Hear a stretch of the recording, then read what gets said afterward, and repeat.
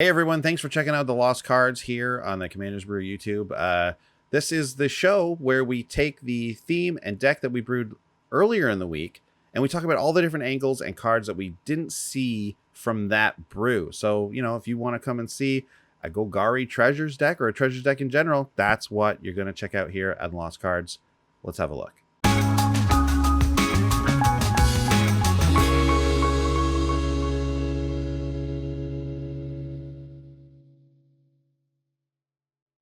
Okay, here we go. Lost Cards. We're talking Mazirek Kraul Death Priest was the commander that we chose for our main episode this week. And we did Golgari Treasures. And, what we decided to do with it was we got a lot of the sacrifice triggers off of our treasures, obviously. We added +1/+1 counters to things. And then we even had this other thing where we gave our opponents treasures and let them do some stuff, and we would benefit from that as well. So we had this kind of multi-sacrifice, board state going on, and we're just gaining all kinds of value from it. But what else, right? What else is out there? I think one of the main things that we talked about in the Kraul Death Priest episode was how I had a bit of a crisis in the middle of brewing this deck because I thought that we had two possible other commanders that were either better or as good, and I had to decide what to do with them. And we did mention those on the main show, and that was Ich Tekik, Salvage Splicer, which is the partner that makes a golem, and then when artifacts are put in the graveyard, they get bigger. And then Nadir, Agent of the Duskanel, which is the elf warrior, again, partner commander that gets bigger when when a token you control leaves the battlefield, and then if it dies or leaves the battlefield, rather, you get a bunch of 1/1 elves. Really awesome synergy going on there. Really great synergy with with treasures as well, just in general.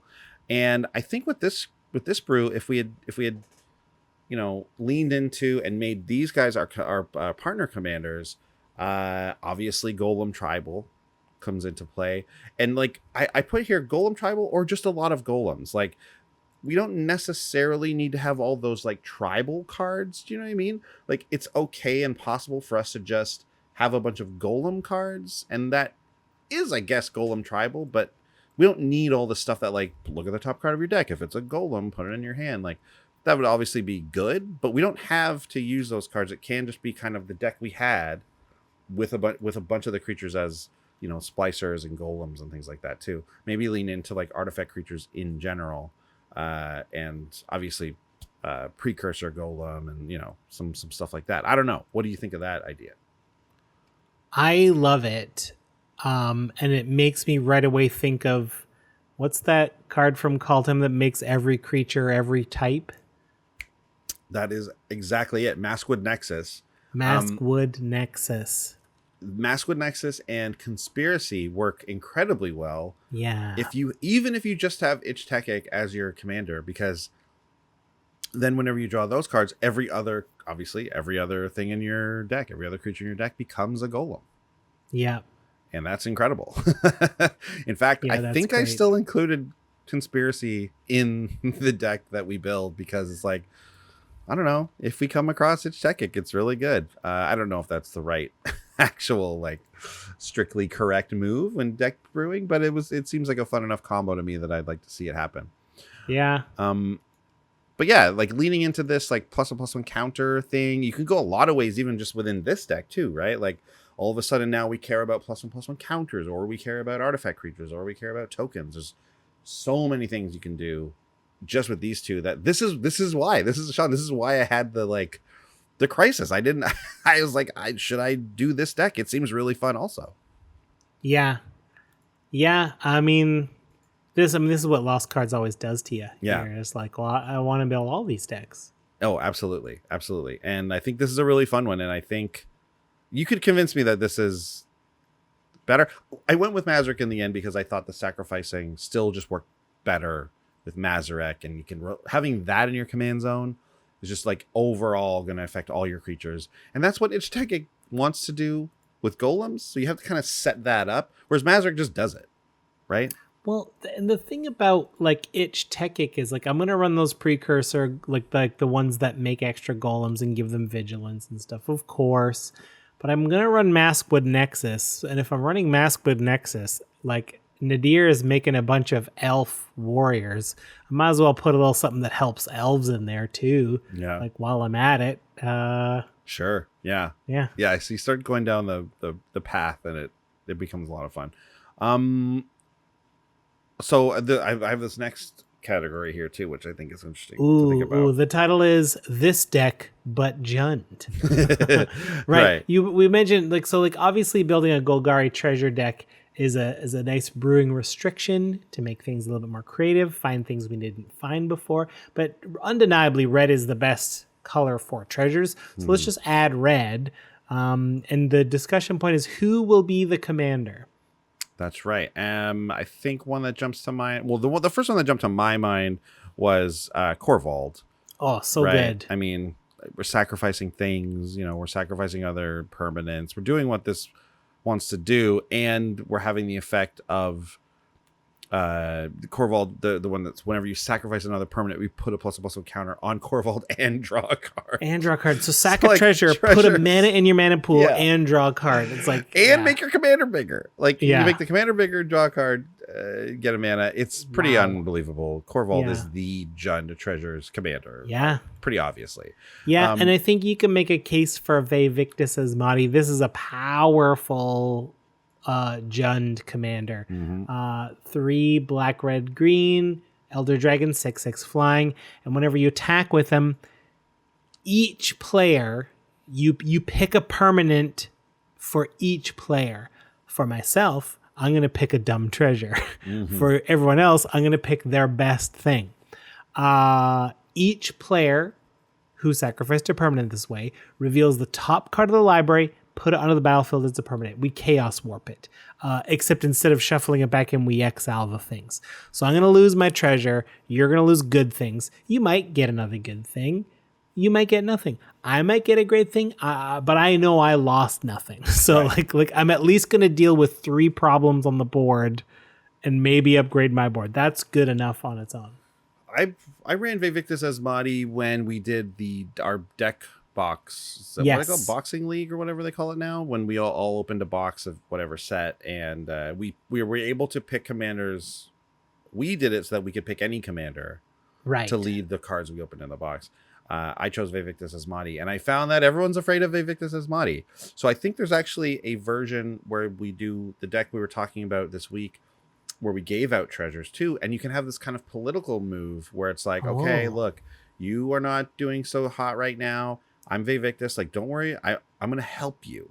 I'm going to take your treasure away and warp it into something else. This guy over here, though, he's doing really well and he's about to kill me. So his stuff I'll hit. So, and I think that's actually a great move because, again, everyone was afraid of Vevictus Asmati when I played him because people don't want their stuff gone. People don't like that. Want that. They hate that. So if you can work it so that politically, you're getting a maximum advantage. You're being nice to 2 of the other people by just hitting their treasures, and then the one person in the lead is getting the short end of the stick on it. You can really work it into your advantage, I think, that way. Yeah. Strong commander there as well. And then I did actually consider this as a Sean, you look surprised. Ooh, I really did consider this as a strategy, but stacks, right?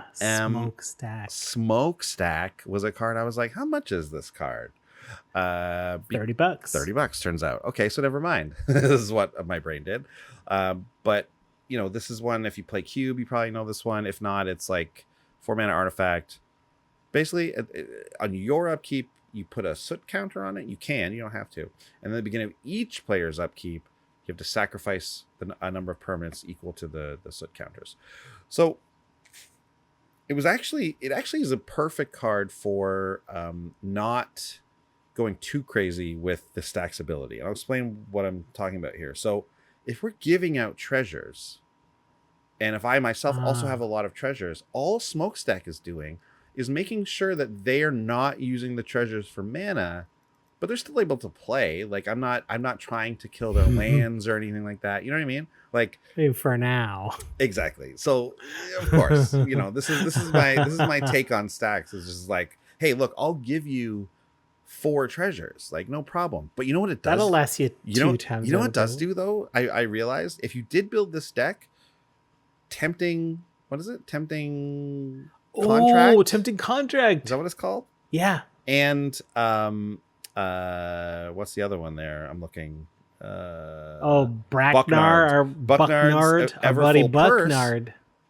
All of a sudden, these are ways to avoid the smokestack penalty. These are the ways to avoid the sacrificing of actual permits you care about. So yeah, I think that's interesting. I think that's just something there. I don't know. I don't like stacks as a way of stopping people from playing the game, and I don't like it from like keeping people's boards clear with like stuff like Erebos's what's it called there?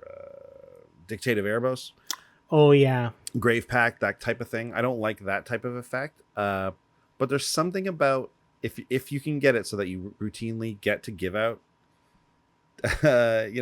treasures like with stuff like Tempting Contract, smokestack becomes a real thing that's not as punishing as it looks like it could be, especially if you take it easy.